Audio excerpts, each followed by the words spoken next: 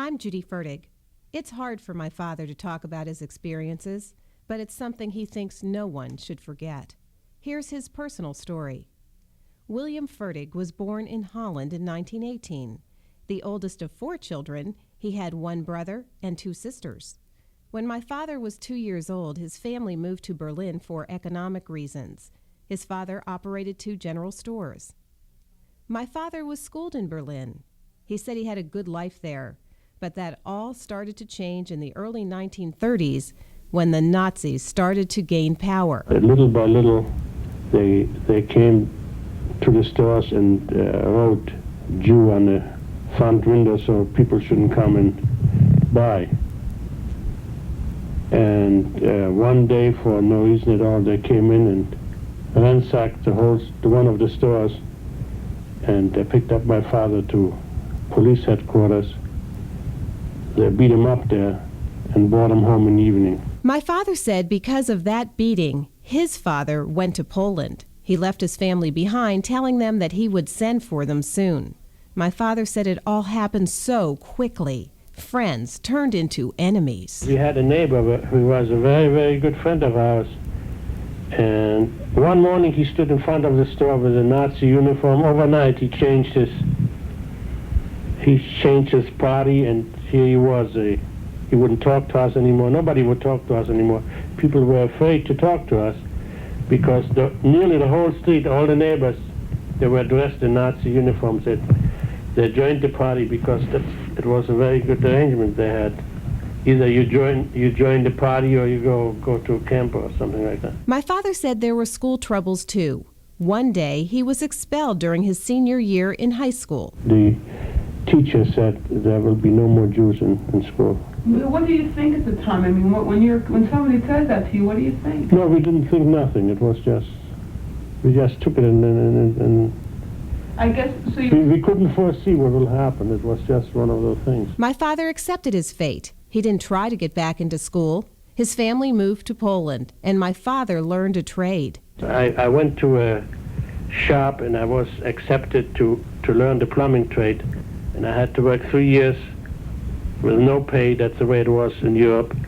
And after 3 years, you became to be a plumber. My father and his family thought the worst was behind them, but they were soon to find out how wrong they really were.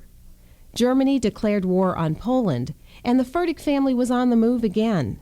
This time, they walked to a railroad station, carrying all the belongings they could. So we walked several days. We slept in farmhouses and Had to eat.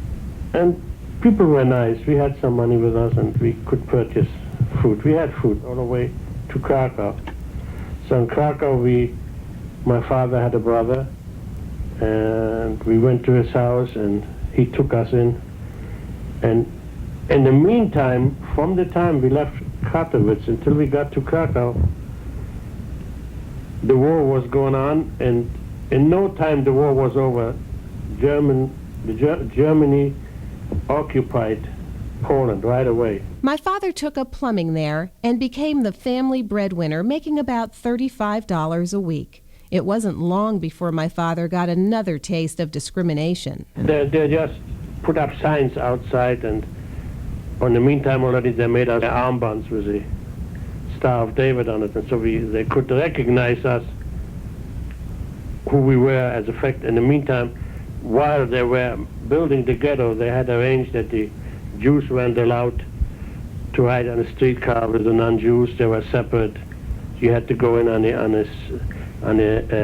the left car of the streetcar and on the end, and everything was separate. As a fact, the Germans were riding the car, so the Jews were always separate from the others. By that time, my father said it was too late to get out.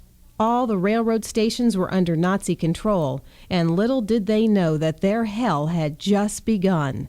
It was time to be moved to a ghetto. You had to register at an office, and they gave us, they put us in an apartment, about 4 or 5 families into one apartment, and there were about 5, 6 people sleeping in one room, and you had no connection with the outer world. Shortly after, my father said the word came down. Anyone over 18 who didn't work didn't eat. So at 5 every morning, he and other ghettoites were loaded onto German trucks. They were taken several miles away to build cobblestone roads in the dead of winter. My father was on the work gang for 6 months before he got a so-called break. A sign was posted saying that anyone who had a skill, like plumbing, could get off the work crew and get a job in a specialist camp. So he went, saying anything had to be better than the work that he had been doing. When we got there were already hundreds and hundreds of Jews there from other towns, and they were digging up the woods and cutting down the trees by hand and making that land into a SS recruiting camp where they would in the future recruit soldiers for the German Reich. My father was soon to find out that the specialist camp was just the first stop to other concentration camps, which have gained their fame as death traps. Their names? Auschwitz and Buchenwald. Hitler was gaining a solid hold on Europe, and my father soon lost his family. His mother, his father, his 2 sisters, and his brother were all murdered. My father spent nearly 5 agonizing years in concentration camps. He survived what Hitler had planned as the final solution to the so-called Jewish problem, annihilation. Every week they would pick up a certain amount of Jews and send them to those camps. Or the little towns, they would come with 10 cars, boxcars, and load up 10 boxcars of people and take them to the camps and gas them there. It wasn't determined on age or strength? No. Just like this. They picked on the older people first, because they took the people out of the hospital first, then the older people second, and that's how. Just pluck them right out of the hospital. That's right. Even though there were constant reminders of death nearby, my father said there always was the hope to live. Near that camp there was a big hill, and on the hill they made in our shop, they made grates out of railroad tracks. Yeah. They crisscrossed them and they burned the bodies on them. They put gasoline over them. We could smell the. But what you're going to do? You had no choice. There was always the hope to live another day, another week, and that's how we lived. But some concentration camp survivors couldn't take it.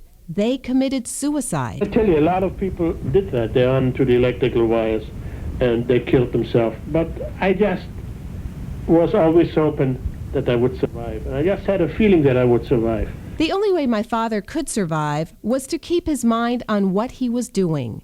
The rule was never venture into the future. In other words, count the few blessings you had. Somehow you live day by day and you didn't think what will happen tomorrow. If you just think there were days you didn't have any food whatsoever, and today if you eat lunch instead of 12 at 1 o'clock, you're starving, right? Or we were outside for days in the snow and ice without proper clothing, and nothing happened to us. But today I go out and don't button my shirt and I have a coat, right? When the Germans started to lose the war, they started moving the prisoners. One morning at 4 o'clock, he and about 100 fellow prisoners were given a loaf of bread and loaded into a railroad boxcar. After a day, they reached their destination. Once we arrived there, they opened the boxcar and let us come out. We lined up and were taken